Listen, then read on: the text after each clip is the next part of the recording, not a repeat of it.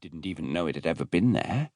The clerk had been unpacking a box, stacking books every which way before carrying them back to the inner room that served as an office to be examined. By the shop's rear door were a dozen more large boxes, twice that number for all she could tell, in the shadows there. She couldn't bear to think about it any longer, or her nerves would fail her completely. Surely, if they knew what she'd done, Constable Welkin would be here by now.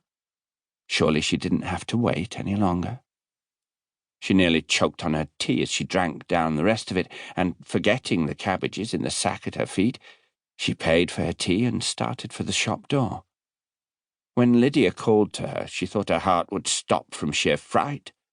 Turning slowly, she stared at the woman by the counter. "You're marketing, madam?" She followed the line of the pointing finger and saw the sack by her chair. Oh, my goodness, yes.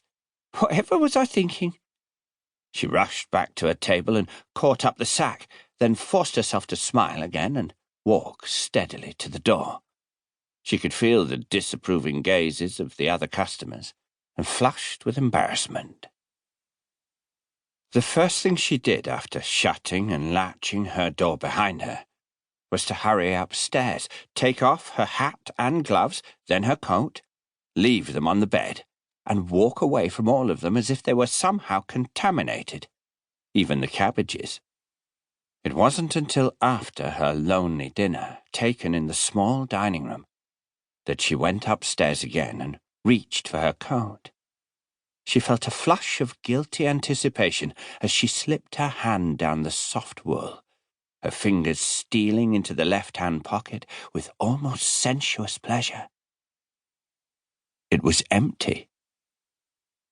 She shoved her hand deep inside, then turned the lining inside out. But there was nothing except for a wadded handkerchief in the very bottom. She stood there, so shocked she could hardly breathe. What had become of the little book? It couldn't have fallen out. That was impossible. And she'd kept her coat on in the greengrocer's and while drinking her tea. She couldn't possibly have lost it. Had she imagined taking it, because she'd wanted it so badly, and actually believed it? She pushed that thought away as too frightening, and searched her coat again. She searched the other pocket just to be sure, but there was nothing in it but a house key. Collapsing in a chair, she stared at the coat lying in a heap across the bed, and, after several minutes, she began to cry. She couldn't have said later whether it was grief at losing something so precious, or relief. He had managed to lift the contents of the old lady's pocket without her even noticing that he'd bumped into her.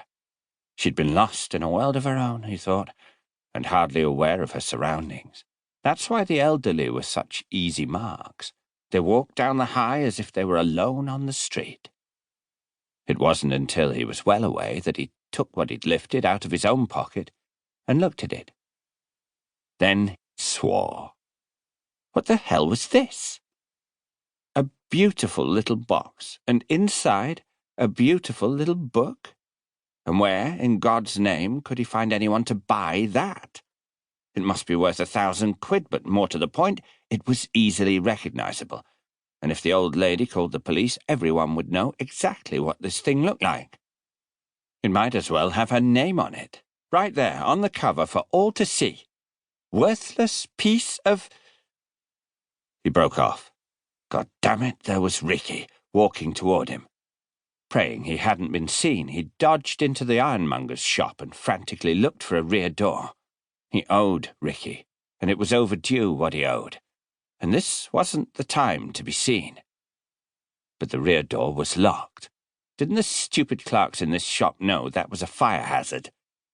He wanted to kick it, but that would bring him attention he didn't need right now, and he looked for a display he could hide behind in case Ricky came in. The bell over the front door tinkled as it opened, and someone walked into the shop. Sweating badly, he waited. But there was a woman speaking to a clerk, asking about door latches. He waited until she had gone, then decided it was